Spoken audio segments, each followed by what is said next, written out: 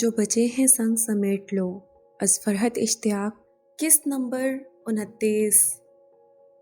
وہ گھر آتے ہی اپنے کمرے میں آ گئی تھی۔ اس نے لباس تبدیل کرنے یا شاور لینے کی بھی زحمت نہیں کی تھی۔ وہ ابھی تک اس خوفناک واقعے کے حصار میں تھی۔ وہ مسلسل سکندر کے اس جنونی انداز کو سوچ رہی تھی۔ وہ اپنے جسم سے بہتے خون کو اتنے سکون سے کس طرح دیکھ سکتا تھا؟ کیا وہ خود کو سزا دیا کرتا تھا؟ آج اس کے صرف ایک بیگ کی خاطر اس نے اپنی جان کو خطرے میں کیوں ڈالا تھا؟ جبکہ بیگ تو وہ اس لڑکے سے فوراً ہی حاصل کر چکا تھا۔ وہ ان دونوں خانہ بدوشوں کو چند منٹوں میں ڈھیر کر چکا تھا، پھر انہیں مار مار کر ادموا کرنے کی کیا ضرورت تھی؟ وہ کیسا جنون اور کیسی وحشت تھی جو اس پل اس پر سوار ہوئی تھی؟ آخر زندگی نے اس کے ساتھ ایسا کیا کیا تھا جو وہ خود کو، اپنی زندگی کو اتنا ارزاں اور بے مول سمجھنے لگا تھا؟ اس کا دل چاہ رہا تھا وہ سکندر کو یقین دلائے کہ اس کا وجود اس دنیا کے لیے بہت قیمتی ہے، اس کا ہونا اس زندگی کے لیے بہت قیمتی ہے، اس کی موجودگی لیزا محمود کے لیے بہت قیمتی ہے۔ اسے کوئی تکلیف پہنچتی ہے تو لیزا محمود کو بہت تکلیف پہنچتی ہے۔ وہ ایکسیڈنٹ کے بعد ہسپتال میں زخمی پڑا تھا تو لیزا محمود کا دل اس کے لیے پریشان تھا۔ وہ آج اپنی جان کو خطرے میں ڈال رہا تھا تو لیزا محمود کا دل سوکھے پتے کی مانند لرز رہا تھا۔ اگر اسے کچھ ہو جاتا پھر؟ اسے اپنے جسم سے بہتے خون سے کوئی تکلیف ہو رہی تھی یا نہیں؟ مگر لیزا محمود کو بہت تکلیف ہو رہی تھی۔ وہ نینی کو بارہا جھٹلا چکی تھی۔ وہ سکندر کے پیچھے کیوں آتی ہے؟ اس کا جواب دیتے ہوئے وہ سکندر کو جھٹلا چکی تھی۔ وہ اپنے مختلف اعمال کی مختلف وجوہات تلاش کر کر کے خود کو مسلسل جھٹلاتی رہی تھی، مگر اس پل سکندر کی تکلیف پر روتے ہوئے وہ خود کو ہرگز جھٹلا نہیں پا رہی تھی۔ اس کا دل چاہ رہا تھا وہ سکندر کو فون کر کے بتائے، میں پہلی بار پزریا میں تمہارے پاس اس لیے آئی تھی کہ تمہیں دیکھ کر میرے دل میں کہیں بہت اندر بہت خوبصورت گھنٹیاں بجی تھیں۔ جس سے مجھے محبت ہوگی وہ جب میری زندگی میں آئے گا تو مجھے فوراً پتہ چل جائے گا۔ میرے دل میں اسے دیکھتے ہی گھنٹیاں بجنے لگیں گی۔ اپنا پرمزاح انداز میں کہا وہ جملہ یاد کر کے اس پل وہ روتے روتے ہنس پڑی تھی۔ وہ اسے خوبصورت لگتا ہے اس لیے وہ اسے پینٹ کرنا چاہتی ہے۔ وہ اسے اچھا لگتا ہے اس لیے وہ اس سے دوستی کرنا چاہتی ہے۔ کتنی وجوہات اور جواز وہ خود اپنے آپ کو سکندر کے ایکسیڈنٹ سے پہلے تک پیش کرتی رہی تھی، اور اس ایکسیڈنٹ کے بعد جب وہ بھاگتی دوڑتی اس کے پاس ہسپتال پہنچی تھی، اس کے بعد اس نے اپنے اندر سے ابھرتے ہر سوال کو نظر انداز کرنا شروع کر دیا تھا۔ وہ اس کے پاس ہسپتال میں مسلسل کیوں ہے؟ وہ اسے اپنے گھر لانے پر بضد کیوں ہے؟ اسے اس کی دوا اور خوراک کی اس قدر پرواہ کیوں ہے؟ وہ خود سے لاپرواہی برتتا ہے تو اسے کیوں تکلیف ہوتی ہے؟ وہ اس کے گھر سے جا رہا ہے تو اسے یہ فکر کیوں ہے کہ وہ واپس جا کر اپنا خیال ٹھیک سے رکھے گا بھی کہ نہیں؟ آج دل کو یہ بات یاد کر کے کیوں ناقابل بیان تکلیف پہنچی تھی کہ وہ چند دنوں یا چند ہفتوں میں واپس چلا جائے گا۔ وہ اسی ایک شخص کو سوچتے، روتے اور ہنستے ہوئے سوئی تھی، اور صبح بیدار ہوتے ہی جو پہلا خیال اس کے دل میں آیا تھا وہ اسی کا تھا، جو پہلا نام لبوں سے نکلا تھا وہ اسی کا تھا، جو پہلا چہرہ تصور میں آیا تھا وہ اسی کا تھا۔ چند دن پہلے اس نے نینی کو سکندر کی سب سے بڑی خامی اس کا پاکستانی ہونا بتا کر ان کی ہر سوچ کی نفی کر دی تھی، اور آج اسے اس بات سے کوئی فرق نہیں پڑ رہا تھا کہ وہ پاکستانی ہے یا دنیا کے کسی بھی اور ملک کا رہنے والا۔ وہ جو بھی ہے، وہ جیسا بھی ہے، وہ جس بھی جگہ سے ہے، بس بہت اہم ہے۔ وہ اپنی سوچوں اور اپنے جذبات کی شدت سے خود ہراساں سی ہو رہی تھی۔ اسے ایسا لگ رہا تھا کہ اگر اس وقت وہ سکندر کے سامنے گئی تو وہ اس کا چہرہ دیکھ کر ایک پل میں جان جائے گا کہ وہ کیا سوچ رہی ہے۔ اس کی خیریت پوچھنے کی شدت سے چاہ رکھنے کے باوجود اس سے اسے فون نہیں کیا جا سکا تھا۔ اس کا چہرہ سامنے نہیں بھی ہوگا تب بھی اس کا لہجہ اسے سب کچھ بتا دے گا، اس کے دل کا ہر بھید اس پر کھول دے گا۔ وہ بغیر کچھ کھائے اوپر اپنے اسٹوڈیو میں آ گئی اور سکندر کی تصویر مکمل کرنے لگی۔ جو تصویریں اس نے کیمرے سے کھینچی تھیں اسے ان کی طرف ایک نظر بھی دیکھنے کی ضرورت پیش نہیں آ رہی تھی۔ اس کے وہاں فوارے کے سامنے بیٹھے ہونے کی ایک ایک تفصیل اسے یاد تھی، اس کی آنکھوں کے تاثر، اس کے لبوں کی مدھم سی مسکراہٹ، دیوار پر رکھے اس کے ہاتھ کی انگلیاں، یہ سب یاد رکھنا تو شاید بہت عام سی بات تھی۔ اسے تو یہ تک یاد تھا کہ یوں بیٹھنے سے اس کی شرٹ اور پینٹ پر کہاں کہاں شکنیں پڑ رہی تھیں۔ ہوا سے اگر اس کے بال اڑے تھے تو کیسے لگے تھے۔ اسے ہر بات یاد تھی۔ اس منظر کی کوئی ایک چیز بھی ایسی نہیں تھی جسے پھر سے دیکھنے کے لیے اسے اپنے سامنے تصویریں رکھنی پڑتیں۔ ناشتہ کیے بغیر اوپر آ گئی لیزا۔ نینی اوپر آئی تھی۔ اس سے ناشتے کے بارے میں پوچھتے پوچھتے ان کی نظر سکندر کی پینٹنگ پر پڑ گئی۔ بن گئی سکندر کی تصویر؟ کل رات تو تم آتے ہی سونے چلی گئیں، تم سے بات ہی نہیں ہو سکی۔ جی نینی، بس وہ میں تھک گئی تھی۔ وہ جانتی تھی کہ نینی اس پل اسے اور سکندر کی تصویر کو بہت غور سے دیکھ رہی تھیں۔ وہ ان سے نگاہیں چرا کر جان بوجھ کر خود کو کام میں مصروف ظاہر کرنے لگی تھی۔ ناشتہ یہیں لا دیتی ہوں تمہیں۔ ایک پل اسے خاموشی سے دیکھتے رہنے کے بعد وہ ناشتہ لانے کا کہتی نیچے اترنے لگیں۔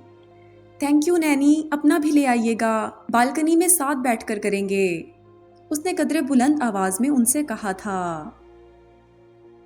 اس نے سکندر کو فون نہیں کیا تھا۔ وہ خود کو سکندر کی تصویر میں مصروف کیے ہوئے تھی، مگر میز پر پڑے اپنے موبائل پر گھوم پھر کر اس کی نگاہیں بار بار جا رہی تھیں۔ کام پر دھیان رکھتے ہوئے بھی اس کا سارا دھیان فون کی طرف تھا۔ نیچے بھی فون کی بیل بج رہی تھی تو وہ چونک رہی تھی۔ اس کے کان فون کی گھنٹیوں پر لگے تھے۔ اگر اس نے اسے فون نہیں کیا تو سکندر کو بھی یہ خیال نہیں آیا کہ اسے فون کر لے۔ وہ دل ہی دل میں سکندر سے خفا ہوئی۔ شام ہو گئی تھی اور اب وہ خود کو مزید روک نہیں پا رہی تھی۔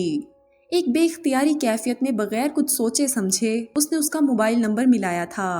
کیسی ہو مصورہ؟ وہ اس کی آواز سن کر خوش مزاجی سے بولا تھا۔ تم کہاں ہو؟ اسے کیوں غصہ آ رہا ہے وہ سمجھ نہیں پا رہی تھی، مگر اس کا لہجہ غصے سے بھرا تھا۔ میرے ہاتھ میں موجود نقشے کے مطابق میں اس وقت ویا دل کورسو پر ہوں۔ آفس سے نکلا تو سوچا ابھی تک ٹریوی فاؤنٹین نہیں دیکھا، سو ارادے چہل قدمی کرتے ہوئے وہاں جانے کے ہیں۔ وہ اسی خوش مزاج انداز میں بولا تھا مسکراتے ہوئے۔ تم ٹریوی فاؤنٹین جا رہے ہو؟ اکیلے؟ تم نے مجھے بتایا بھی نہیں۔ کیا اس سے پہلے روما کی ہر جگہ میں نے تمہیں نہیں دکھائی جو آج تم نقشہ لے کر اکیلے نکلے ہو؟ وہ خفگی سے تلخ لہجے میں بولی۔ مجھے لگا کل میری رومن دوست مجھ سے خفا ہو گئی تھی، اس لیے آج کہنے کی ہمت نہیں ہوئی، ورنہ ظاہر ہے میں تم سے ہی کہتا لے جانے کو۔ وہ مسکراتے ہوئے بالکل اسی انداز میں بات کر رہا تھا جیسے اس سے کیا کرتا تھا۔ ہاں، اس کے لہجے میں در پردہ چھپی ایک حیرانی سی تھی، جیسے وہ اس کی تلخی اور غصے کی وجہ سمجھ نہ پا رہا ہو۔ اچھا تم جہاں ہو وہیں ٹھہرو، میں آ رہی ہوں۔ آس پاس کوئی کیفے یا بار ہے تو وہاں بیٹھ کر میرا انتظار کرو، میں بس 10-15 منٹ میں وہاں پہنچتی ہوں۔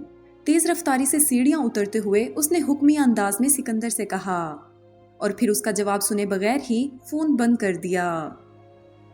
محض 7 منٹ لگائے تھے اس نے شاور لینے اور تیار ہونے میں۔ اس نے گلابی اور کاسنی رنگوں کے امتزاج والی پرنٹڈ شرٹ کاسنی رنگ کے لوز ٹراؤزر کے ساتھ پہنی تھی۔ گیلے بالوں کو یوں ہی بکھرا چھوڑ کر سینڈلز پیروں میں ڈالتی وہ گاڑی کی چابی اٹھا کر نیچے کی طرف دوڑ رہی تھی۔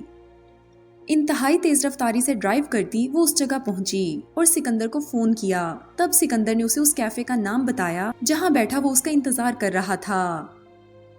وہ گاڑی اس کیفے تک لائی تو سکندر دروازے سے باہر کھڑا اس کا انتظار کر رہا تھا۔ گاڑی کسی جگہ پارک کر دو، میں اس وقت روما کی سڑکوں پر پیدل چلنا چاہتا ہوں۔ وہ اس سے مسکرا کر بولا۔ اس نے گاڑی پارک کر دی۔ اب وہ دونوں پتھروں سے بنی اس کئی 100 سال پرانی سڑک پر پیدل چل رہے تھے جو انہیں ٹریوی فاؤنٹین کی طرف لے کر جا رہی تھی۔ تمہاری چوٹ کیسی ہے؟ اس کا اشارہ سکندر کے ہاتھ کی طرف تھا۔ ٹھیک ہوں، اور تمہاری ڈانٹ سے بچنے کے لیے میں نے ڈاکٹر سے پراپر قسم کی بینڈیج کرا رکھی ہے اور پین کلرز بھی لے رہا ہوں۔ اس نے اپنا کوٹ اور ٹائی اس کی گاڑی میں اتار کر رکھ دیے تھے۔ شرٹ کا اوپری بٹن کھولا ہوا تھا اور آستین کوہنی سے ذرا نیچے تک فولڈ کر رکھی تھیں۔ وہ اسے اپنا ہاتھ دکھا کر مسکرا کر بتا رہا تھا۔ اس کی کریم کلر کی قمیض کی آستین کے اندر اسے اس کی بازو پر پٹی بندھی نظر آ رہی تھی۔ ہاں، میری باتوں کا جیسے تم پر بڑا اثر ہوتا ہے، وہ قدرے برا مان کر بولی تھی۔ چند سیکنڈ وہ دونوں خاموشی سے چلتے رہے تھے۔ اس خاموشی میں جب اسے اپنے دل کی دھڑکنوں کا شور زیادہ تیز سنائی دینے لگا، تب اس شور سے گھبرا کر اس نے اسے مخاطب کیا۔ تم پیدل کیوں چلنا چاہ رہے تھے؟ وہ سکندر کی طرف دیکھ رہی تھی۔ وہ اپنے پیروں سے ایک چھوٹے سے پتھر کو ٹھوکر مارتا سڑک کی طرف دیکھتا ہوا چل رہا تھا۔